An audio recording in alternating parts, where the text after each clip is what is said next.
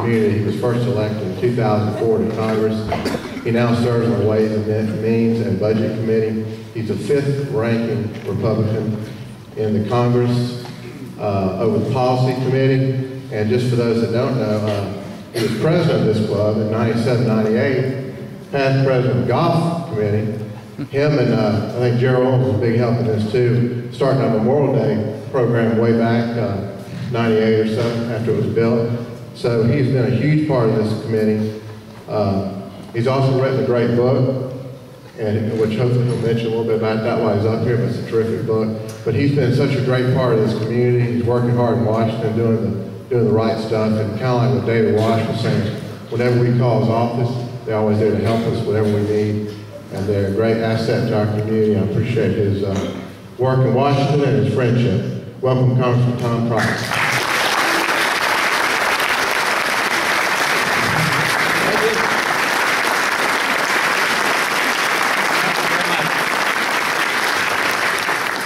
Thank you all so much. Wonderful to be with you and get some fried chicken. Never is better than at Roswell Rotary. Great to see so many old friends and see some new friends here. As you'll notice, Dave mentioned I was president of this club in 97, 98, and if you look at the banners behind me, you don't see a 97, 98 banner over here. Right, Drager? Yeah. Rick Drager and I started the trend to get different kinds of presidents in the club to take us on to all around this club. But look at what y'all have done. Roswell, the teacher of the month, was wonderfully eloquent in his description of what Roswell is. You know, it's not bricks and mortar, it's people.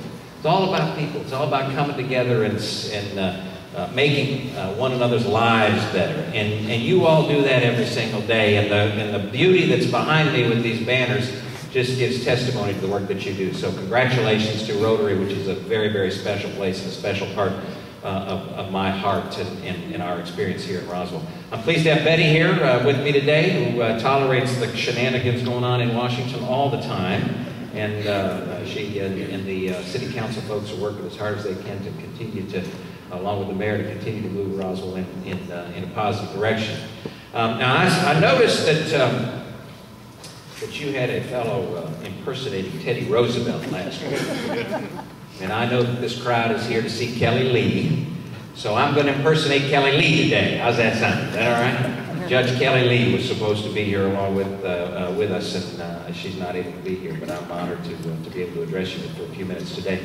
I was asked to give a Washington update and to say talk about a few things that we're working on, and we may have time for a few questions after that. But you look to Washington and you just shake your head and you wonder what the heck's going on.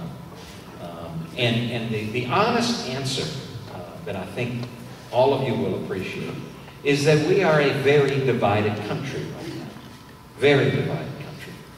And a representative government represents the people, and consequently Washington is very divided. That doesn't mean it's good or bad, it just means that it is. Washington represents this nation in really specific ways, both good and bad. And because of the division in the country, I think that you get a sense that Washington is terribly divided as well and isn't working as well as it might. Now, how do we sort those things out? You all well know we sort them out through elections. And if you look at the history of our great nation and the times when we've gone through major fundamental changes, which I think we're in right now, I truly do. It takes about 8, 10, 12 years of election cycles to work through that as a nation to determine what kind of country we will be moving forward. And I think we're in the middle of one of those right now to determine and answer the fundamental question, what is the role of the federal government? And if you look at virtually every single issue that you see, the question really is, what is the role? What should the role of the federal government be? In healthcare, in energy policy, in spending, in national security, all the kinds of things that divide us as a country are the things that have to be answered, and we will answer them through the ballot box, hopefully in a shorter period of time as opposed to a longer period of time, because it sure gets frustrating to look up there and see that not much is getting done, right? I can see that on your faces right now. What I thought I'd talk about is 2 or 3 specific issues and kind of bring a status report, and then what we're trying to do to move them forward in a positive way, and then happy to take any questions that you may have. You talk to folks across this country and you ask them what the #1 issue is, it's the economy and jobs. No different here than anywhere else. Economy and jobs, economy and jobs. Why can't we get an economy that's robust and moving? What's going on to make it so that we can have greater job creation out there in the private sector? And when I talk to you, small businesses, large businesses across this country, and ask them, why is it that you aren't able to create jobs, to expand your businesses right now?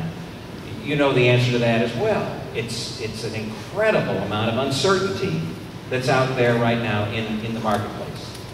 You don't know what the tax rates are going to be. You don't know what the energy policy is going to be. You don't know what the results of the health care law are going to be on your business, whether or not if you hire 1 or 2 or 3 more people, does that throw you into a different category? You don't know what kind of regulations or red tape are going to come down from Washington to stipulate that you've got to do this or you can't do that, in a way that makes it so that the whole nation becomes bulldog nation and everybody hunkers down, right? Everybody just pulls back and says, we're not going to do anything right now. In fact, if we did aggressively expand, that would probably be not fulfilling our fiduciary responsibility to either our stockholders or to the folks who own the company.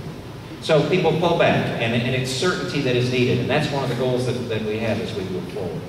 Second issue that's huge out there is spending and deficit, spending and debt. We're on a trajectory of spending the likes of which we have never, ever seen. The last 4 years in Washington have seen $1 trillion plus deficits. This current fiscal year that we're approaching looks like a $1.3 trillion deficit, $5 trillion added to the debt over the last 4 years. And when you think about how you get a handle on that, it's important to kind of look at the big picture. I try to be a big picture guy as opposed to stay down in the weeds. If you look at the big picture, the federal government, and I don't want to bore you with numbers, but the federal government, your federal government, spends about $3.5 trillion total, about $3.5 trillion. That's all the money that's spent by the federal government in a given year. $2.5 trillion of that, so about 2/3 of that, goes to Medicare, Medicaid, Social Security, and the interest on the debt. Okay, so the whole big picture is $3.5 trillion. A portion of that, about 2/3 of that, is automatic spending, Medicare, Medicaid, Social Security, and interest on the debt. That spending continues regardless of what Congress does, unless we come to some agreement, and the President agrees, to change or save or improve those programs. 3.5, 2.5. So $1 trillion remains, and that's what's called discretionary spending. That's what, when you think about the federal government, whether it's national parks, roads, commerce, Department of Justice, defense, education, energy, everything else, the entire federal government, with the exception of Medicare, Medicaid, Social Security, and interest on the debt, everything else is $1 trillion. That's what we in Congress control year to year. That's what we determine how much we ought to be spending on this program or that program. And that portion has decreased for the last 2 years running. Minimally, but it's decreased for the first time since World War II, since the end of World War II. But remember, 3.5, 2.5, Medicare, Medicaid, Social Security, interest on the debt, and then $1 trillion running all the rest of the federal government. Now, what did we say our deficit was? Anybody remember deficit? $1.3 trillion this year. So we're spending $1.3 trillion more than we take in. Now what that means is that you could end the entire federal government, everything, except Medicare, Medicaid, Social Security, interest on the debt, everything, and you wouldn't even balance the budget. Now why do I go through that? You will have folks who will stand up before you and folks who will get on the radio and the television and will tell you that we don't need to change, reform, save Medicare, Medicaid, or Social Security, and we can still handle our fiscal problems. And the fact of the matter is that's just not true. It is simply not true. We're an aging population, the demographics of our society, and 10,000 of us, me, baby boomers, 10,000 of us reaching retirement age every single day. Every single day, 10,000 folks becoming eligible for Medicare and Social Security. That continues, 10,000 a day, day after day after day after day after day, through at least 2017. So you see the challenge that we have. So the challenge that's before us requires that we work together in a cooperative way to fundamentally save and reform Medicare and Medicaid and Social Security. Let me shift very briefly to health care, as I know it's near and dear to many of you. As most of you will know, I spent 20 years practicing orthopedic surgery in this community. One of the things that drove me into public service was the desire to make certain that patients and families and doctors could continue to make medical decisions, and it continues to be a battle. But Washington is simply waiting right now on the Supreme Court to decide about the President's health care bill. And the hearings, or the testimony will be given, the case will be presented before the Supreme Court the last week of March, and the decision will be made sometime in June, likely, mid to late June. And so virtually nothing is being addressed from a public policy standpoint as it relates to health care until we see what the Supreme Court does. And they have three options, basically. They could say that a bill is unconstitutional because of the individual mandate and requiring Americans to purchase a specific product. And consequently, because that's the linchpin of the program, the whole thing comes tumbling down. They could say that just the individual mandate itself was unconstitutional and that the rest of the bill stands, which for those of you who are in the insurance arena know that that's the worst of all worlds, because if you take the individual mandate out but you leave things like guaranteed issue and community rating, it elevates the cost for health coverage for everybody to a degree that would be untenable. Or they could say that the bill is constitutional, and then we move forward with the kinds of things to try to improve it with what I believe in terms of patient-centered health care ought to be done. But right now, in terms of health care, we're just treading water. Where we ought not be treading water, but are, is in the area of energy. I don't know how much y'all are paying at the gas pump, but it's, I read yesterday there's a gas station in Florida that was charging $6 a gallon, $5.99 a gallon, which is astounding. The pinch point, as you'll remember, in 2008, when things got out of hand, when we got to $4 a gallon. And we're moving in that direction. When we get to $4 a gallon, there's something that affects the psyche in ways that folks say, hey, that's enough, right? Time out, stop the madness. And the madness has to be stopped. I've spoken here before and talked with you about what ought to occur, that is an all of the above energy plan. We've been blessed with incredible resources in this country. And we as a society, we as a federal government refuse to utilize them. We're the only nation in the world that leaves some of our greatest resources and greatest assets in the ground. There's no reason why we ought not be responsibly utilizing the energy resources that we have so that we're not sending hundreds of billions of dollars overseas every single year to folks that, oh, by the way, aren't terribly fond of America or Americans. So it just is befuddling to me why we aren't able to move in that direction. I think we will once we get back to $4 a gallon, and sadly it's going to take that in order to make it happen. What are we trying to do? I'm trying to push for positive solutions. I didn't give up a medical practice taking care of patients that I loved to go to Washington and fight with the other side. That wasn't my idea of a great day. I went to Washington to try to help solve big problems, and we've got big challenges. And so what we need to do is to continue to put forward the positive solutions, because there are positive solutions to every single challenge that we have, positive solutions that embrace those fundamental principles that made us the greatest nation in the history of the world. And that's what we ought to be doing. In the area of economy and jobs, it's pretty doggone simple. You don't need a jobs summit to try to figure out how to create jobs, right? All you need to do is free up the job creators and provide them with certainty, which means a certainty in the tax code. You've got to have a certainty that taxes aren't going to change. It almost, not quite, but it almost doesn't matter what the tax rate is. It just has to stay the same. Don't change it every 2 months, right? You just have to know what it is, because then businesses can plan. You got to have certainty in the tax arena. You got to have certainty that the federal government isn't going to continue with this onslaught of red tape and regulation on top of regulation that makes the cost of business, makes the cost of expanding business increase excessively, so that, again, people just hold back. What's our energy policy going to be? You see already the kind of inflation that's occurring in the supply chain for all sorts of products. And it's going to continue to happen because of the increased spike in energy costs. So we need a coherent energy policy. In terms of spending, we on our side of the aisle put forward a budget that, oh, surprise, surprise, actually gets to balance. A balanced budget. Wouldn't that be wonderful? And you do it in your businesses, you certainly do it in your families. You can't do what the federal government has done for long without ending up with somebody coming and knocking on your door, right? It's time to tear up those credit cards. Well, it's time to tear up the credit card in Washington. And we've got to get our spending under control. Remember, the only way to do that, is to fundamentally reform and save Medicare, Medicaid, and Social Security. You can't get to the spending unless you get to Medicare, Medicaid, and Social Security. The good news is that you can, at this point, still save those programs so that they are being able to be utilized by all of us when we reach retirement age, or those folks that find themselves in need of being cared for in the Medicaid system for quality health care. And we can do it right now, but we've got to do it in smart ways. We can't just continue to throw money at it.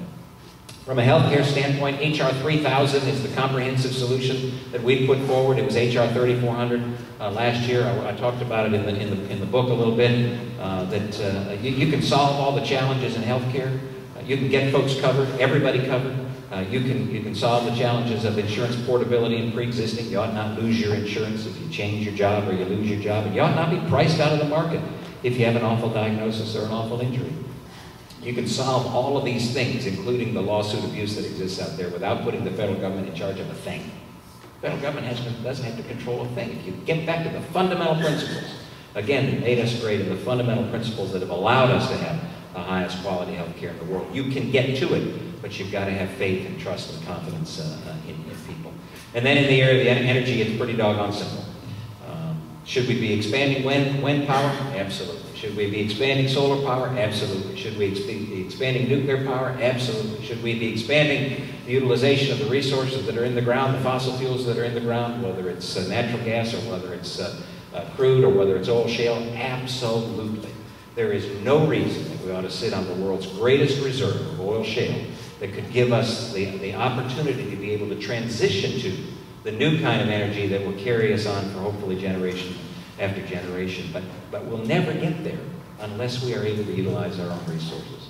So I guess my take-home message is that there are positive solutions, that we as a country have to recognize that. We've got to stop being kind of down in the mouth and say, poor America, poor is us. We need to believe in ourselves. This is the greatest nation ever. It's solved every challenge that has ever come its way, and it does so by locking together arm in arm and shoulder to shoulder, and doing so in a positive way and embracing those challenges as opportunities. There's no reason why we can't continue to do that and do so right now with these remarkable challenges that we face. We'll only do it, though. It won't come from Washington. It'll come from across this great land. You and folks just like you have stood up over the past couple of years and said to Washington, stop the madness. Stop the madness. I encourage and challenge you to continue to engage in the process. Unless you engage and unless you encourage others to engage in the process, we will never get to the right answer, because you've got to hold us accountable. The only way you can hold us accountable is to let us know what you believe we ought to be doing, and then make certain that your vote follows your admonition to your representatives and folks who represent you in Washington on Election Day. It's an incredible privilege for me to represent you in the House of Representatives. I'm honored to serve what I believe to be the greatest district in the nation, the 6th District of Georgia. Thank you so much. God bless you.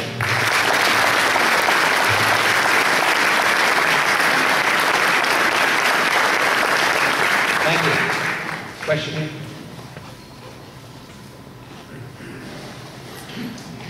Thanks so much for speaking today. Ironic to me that, as our nation says, the small businessman is the cornerstone of our nation, whereas, like you were saying, and I applaud it, the uncertainty due to the regulations that are continually handed down to the small businessman drives them out of business. And with that having been said, maybe it's in HR 3000, but could you touch just a little bit on the fact of the component of the bill that is being authored or originated in the House of Representatives in regards to no more federal regulations until the unemployment rate is 6%. Yeah, there are a number of bills like that say that either our pay or our benefits or the ability of the federal government to do something is contingent upon something else happening. That's one of those that catches a lot of attention, but there is no way that could be enacted because of the gridlock that we have right now. The fact of the matter is what we need is greater leadership and greater responsibility on behalf of those who are in line, so that that all of the action that's being taken there is moving us in a direction that allows the small businesses to flourish and understands that you can't continue an economic environment out here and expect anything to get better if you don't allow the job creators to create jobs. 2/3 plus of the jobs, the new jobs that are created in this country are small business jobs. And why we continue as a country to punish the small business owner is astounding to me. You want the pressure, you want a member? Oh, he's a member. Oh, look at that. Here. Got to watch out for Hatcher. Well, I just want to know, what can we do with the coming on the stage with these super PACs? Yeah. How money that's always talked in politics, but now it shouts down everybody else. The Citizens United ruling that the Supreme Court made allowed for huge amounts, vast amounts of money, tens of millions of dollars to be put into what are called super PACs, which aren't coordinated with a campaign, but you see them utilized to it fairly well. And this is the first time that's happened, and there will be some corrective campaign reform after this election. You can't do it in the middle of a campaign, but after this election. The court, I think, did the right thing, but the problem with court action is that when it acts, then there's oftentimes a vacuum or a void, and you got to fill that vacuum or void.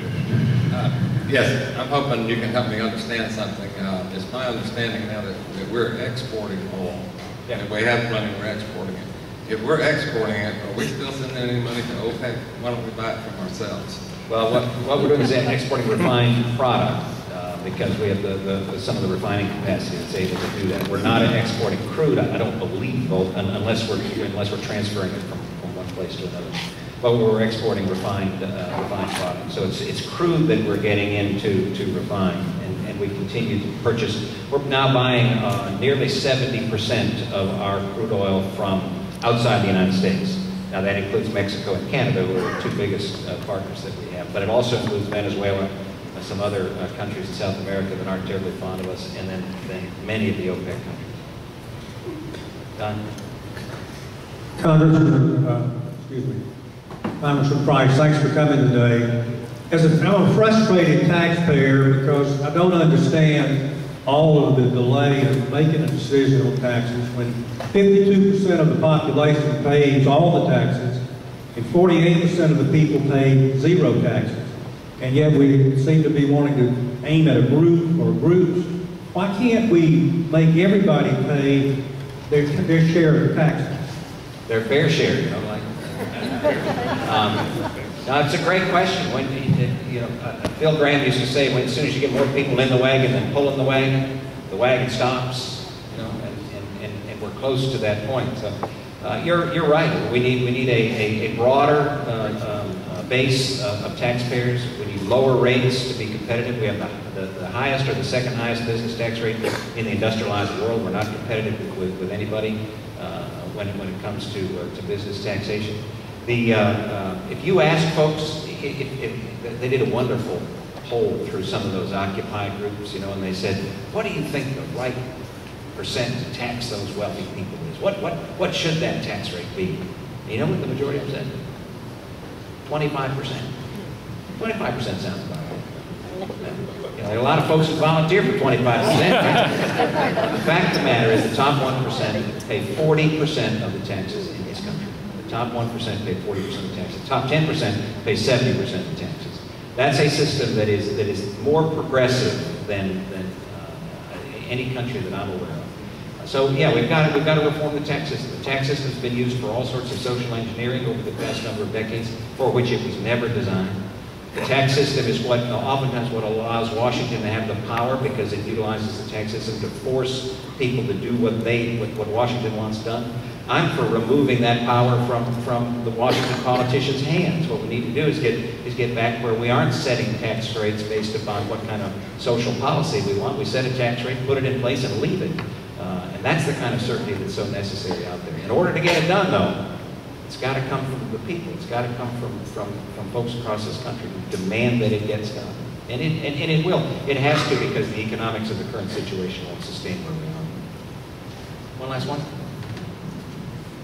As we, again, I thank you for coming as well, and returning all my letters. Your office does a good job of doing that. As we ramp up our nuclear strategy here in Georgia, is there any plan to remove the spent fuel from the local sites to a national site?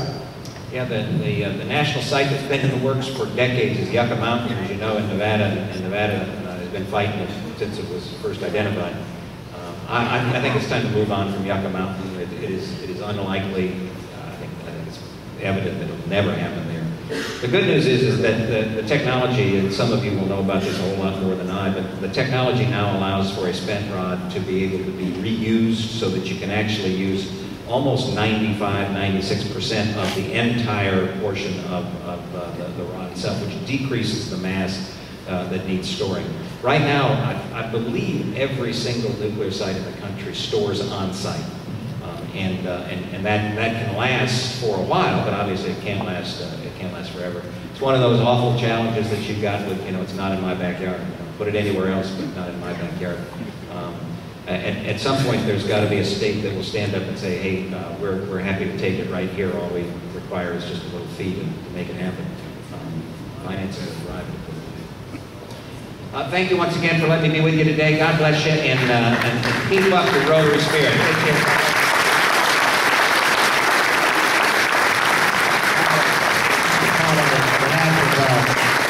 Rotary, we'd like to thank you Trinity Cross Roswell Penn, and we thank you for your service, and most of all, what you did for the community for all those years. We appreciate everything you did. Thanks a lot. And if I could ask